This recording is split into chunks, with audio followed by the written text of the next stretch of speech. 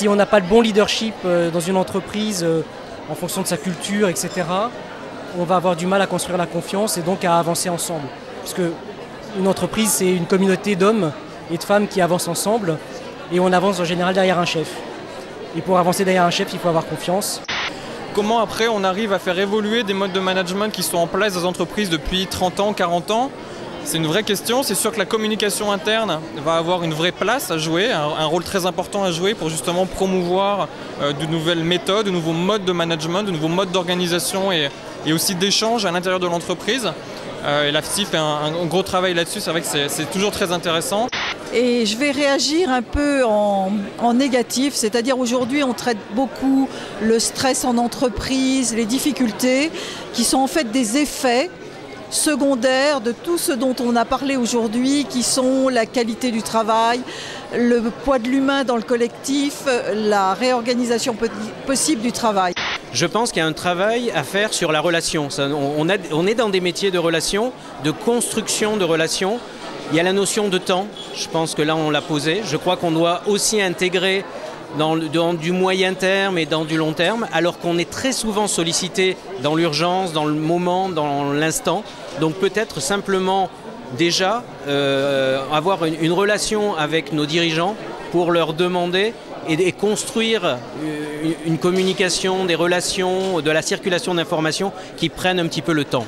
Pourquoi l'AFSI est légitime pour répondre à ce type de questions, de problématiques? Je crois que ça passe beaucoup dans le récit, dans les échanges aussi, cette restitution de la confiance. Et là, je pense que la communication interne est très bien placée pour pouvoir restituer ce dialogue au sein de l'entreprise et ces échanges entre la direction et les collaborateurs qui parfois, ces passerelles sont un peu coupées. Donc c'est un peu notre rôle. Enfin, c'est surtout notre rôle. Et ce qui est intéressant dans l'AFSI, c'est que moi, ce que j'aime bien, c'est qu'il y a des profils qui sont très différents, dans des entreprises très différentes, et on s'aperçoit que les problématiques, en fait, ne sont pas si différentes que ça, et qu'on se retrouve sur un certain nombre de sujets. Les responsables de communication interne peuvent contribuer aussi à faire que les relations dans l'entreprise soient basées sur autre chose que la peur. Mais ils ne pourront pas faire ça tout seuls. Et c'est tout un ensemble, c'est tout un mode de management dans l'entreprise qui passe par les relations humaines, qui passe par tout ça. Mais je pense qu'on a bien sûr un rôle à jouer.